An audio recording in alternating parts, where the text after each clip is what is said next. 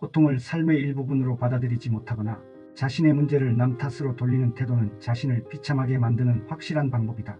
또 하나는 자신이 받은 상처를 곱씹으며 부당함에 대한 분노를 키우고 고통을 살려가는 태도다. 이것은 타인의 관심과 동정을 받을지 몰라도 끊임없이 불행을 느껴야 하므로 수지 맞는 장사는 아닌 듯하다. 달라이 라마는 말했다.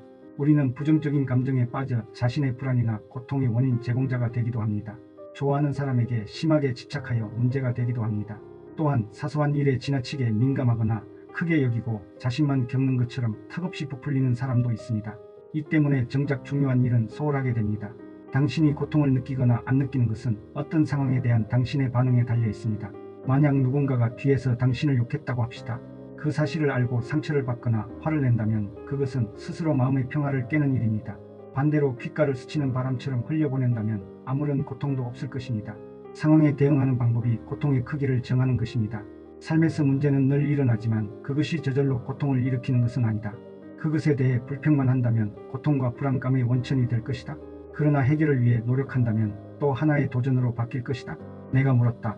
문제에 대해 불공평하다 느끼면서 고통스러워하는 경우가 많은데 이런 감정은 어떻게 대처해야 할까요?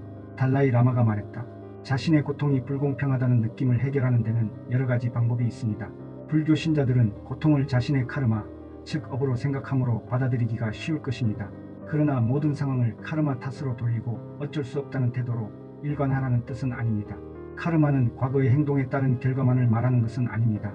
오히려 미래가 어떻게 될 것인지는 지금 어떻게 하느냐에 달렸다는 능동적인 태도로 이해해야 합니다.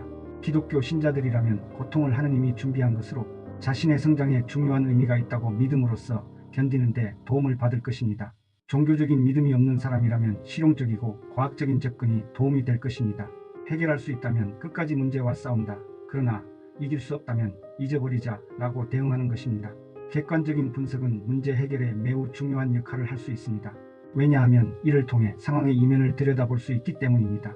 예를 들어 상사가 부당하게 대하는 원인을 살펴보면 그날 아침 아내와의 말다툼 등 이미 다른 일 때문일 수도 있다는 것입니다.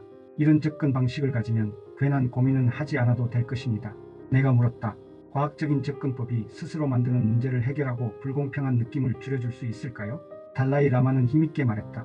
물론이지요. 그런 방법은 문제를 바라보는 시각에 분명한 차이를 가져다 줄 수 있습니다.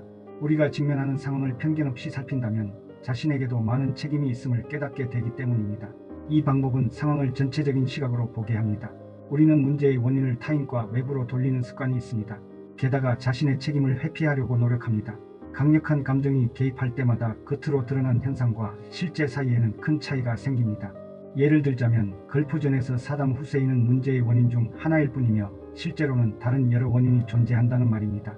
또한 티베트인과 중국인의 문제도 중국만의 탓으로 돌리는 것은 공평하지 않다는 것입니다. 내가 물었다. 어떤 상황에서 실제로 자신과는 전혀 관계가 없는데 누군가 거짓말을 한다면 어떻게 해야 할까요? 달라이 라마가 말했다. 누군가가 진실하지 못하다면 실망할 것입니다. 하지만 이 경우에도 다른 시각으로 보려고 노력해야 합니다. 그의 거짓말에 내 잘못에서 비롯된 점은 없는지 살펴야 할 것입니다. 다른 사람의 잘못된 행동에 자신이 제공한 원인을 찾으라는 논리는 약간 지나친 듯하다.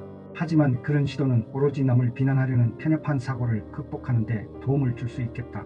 그러면 자신이 느끼는 불공평한 느낌도 서서히 줄어들 것이다. 불완전한 세계의 일부분으로서 우리는 모두 불완전하다. 우리는 무엇인가를 저지르거나 하지 못함으로 인해 잘못을 저지른다. 잘못을 인정하고 뉘우치는 것은 올바른 길을 찾아가고 바로잡도록 용기를 준다. 하지만 후회가 지나친 것도 가혹한 고통을 계속 안고 살게 할 수도 있다. 내가 물었다. 당신의 삶에서 후회하는 일이 있나요? 달라이 라마가 말했다. 예전에 노수도승이 있었는데 높은 차원의 수행법에 관해 물었습니다. 나는 별 생각 없이 그것은 어려운 수행법이니 젊은 사람이 하는 게 좋겠다고 말했습니다. 그런데 얼마 후 나는 그 수도승이 자살했다는 소식을 들었습니다. 그는 젊은 몸으로 다시 태어나 그 수행을 하고 싶었던 것입니다. 내가 말했다.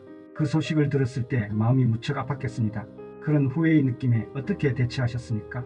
달라이 라마는 잠시 조용히 생각한 후 대답했다. 난 그 감정을 없애지 못했으며 그것은 아직도 마음에 남아 있습니다. 하지만 그것이 나를 짓누르거나 얽매이게 하지는 않습니다. 그렇게 된다면 내가 최선을 다해 사는데 방해가 될 뿐 도움이 되지 않기 때문입니다. 끊임없이 변화하는 삶의 본질에 대해 달라이 라마는 다음과 같이 말했다. 고통의 원인과 바탕을 조사하는 것은 매우 중요합니다. 그 첫걸음은 우리가 일시적인 존재라는 것을 이해하는 것입니다. 모든 사물과 사건, 현상은 매 순간 역동적으로 변화합니다. 사람의 피가 순환하는 것을 생각해보면 알 수 있습니다. 이처럼 시시각각 변하는 것이 현상의 고유한 성질입니다. 또한 모든 것은 여러 요소의 힘이나 영향 속에 있습니다. 덧없음에 대한 명상은 불교의 중요한 수행이며 이에 대한 깨달음은 불교의 핵심 역할이다. 그렇다면 덧없음에 대한 명상과 이해가 불교도가 아닌 사람들의 삶에도 실제적인 도움을 줄 수 있을까? 덧없음을 변화의 의미로 생각한다면 분명히 도움이 될 것이다. 만약 이를 거부하고 저항한다면 할수록 우리의 고통은 사라지지 않을 것이다. 또한 상대방에 대해서도 마찬가지다. 아이의 성장이나 부부간의 관계 변화의 시기에 적절하게 대응하지 못하면 갈등이 발생한다. 그러나 이런 과도기에 상대방을 있는 그대로 보고 자신과 똑같은 인간으로 생각할 때 우리는 서로의 인간적인 성장에 도움을 줄 수 있다.